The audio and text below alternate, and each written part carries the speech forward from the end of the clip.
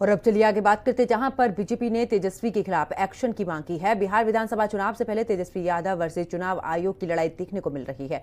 दरअसल सरकार को घेरने वाले आरजेडी नेता तेजस्वी यादव की मुश्किलें अब बढ़ती जा रही हैं।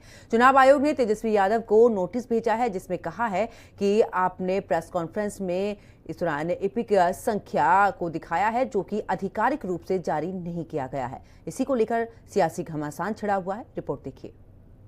गरीबों का अगर आप देखें तो आप समझ जाइए कि क्या है स्थिति। ये एप्लीकेशन है, मेरा भी नहीं है। हम चुनाव कैसे लड़ेंगे? बिहार में चुनाव से पहले सियासी भूचाल, वोटर आईडी कार्ड पर घिरे तेजस्वी यादव, बीजेपी ने की एफआईआर दर्ज करने की मांग। बिहार में आरजेडी नेता के वोटर कार्ड को लेकर राजनीतिक घमासान मचा हुआ है और ये विवाद और गहरा गया है। इसके साथ तेजस्वी की मुश्किलें भी बढ़ गई हैं कि बिहार की वोटर लिस्ट में उनका नाम नहीं है। ये चुनाव आयोग का एप्लीकेशन है और मेरा ईपीआईसी नंबर हमने इसमें डाला है। ईपीआईसी नंबर अगर आप चाहें तो हम बता भी दें।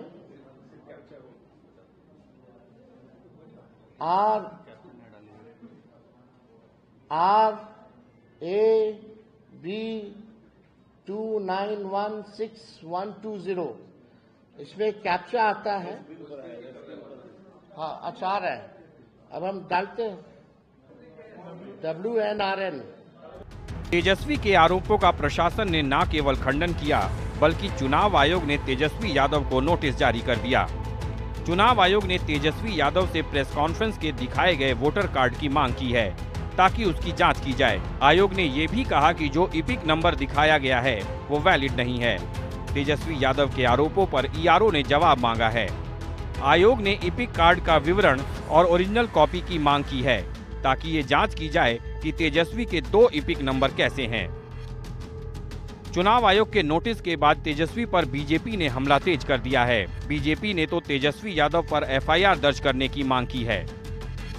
ये एसआईआर पर झूठ बोलते बोलते अपने वोटर पर भी झूठ बोलने का काम किया और ये एक ऐसा संवैधानिक संस्थान है, इसको भी ये कभी नहीं बख्शा। गाली देने का काम, क्या क्या नहीं कहा।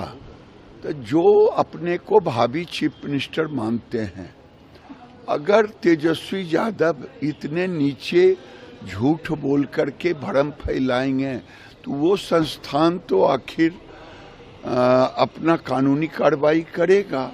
बिहार की जनता को धोखा दे रहे थे। 2 इपिक नंबर और यह गुमराह करना और सफेद झूठ बोलना कितना बड़ा पाप है।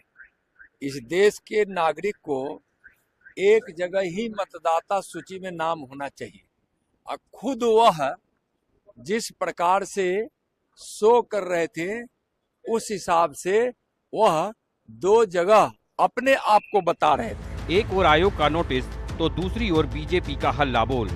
तेजस्वी के लिए आगे कुआं पीछे खाई वाली स्थिति बन गई है। उन्होंने चुनाव आयोग के बहाने बीजेपी को घेरने की कोशिश की थी, पर वो शायद इसी में उलझते हुए नजर आ रहे हैं। हालांकि उनकी सहयोगी कांग्रेस अब भी उनके साथ खड़ी है और वो चुनाव आयोग के साथ साथ बीजेपी को भी निशाने पर ले रही है। चुनाव आयोग भाजपा की कठपुतली बनकर काम कर रहा है।